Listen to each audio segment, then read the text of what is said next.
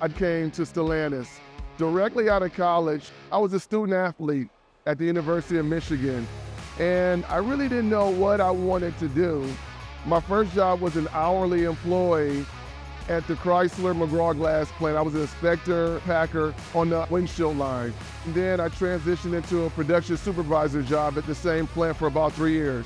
I worked in 5 different plants. Making that leap from the shop floor to a management role is not organic, but I think it was a natural transition.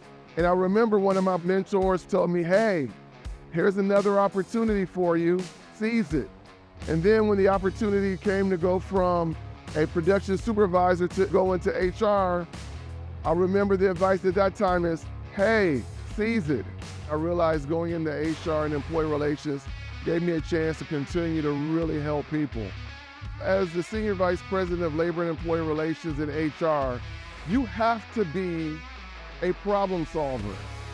One of the things that I've been able to do, listen and comprehend, and what are some of the solutions or options or alternatives to help address the issue. It's my opportunity to go influence the leaders and help convince them on what is the right approach moving forward.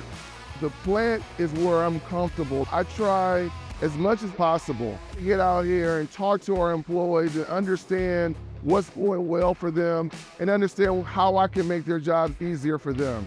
Every day I have an opportunity to make a difference and help employees' lives be better.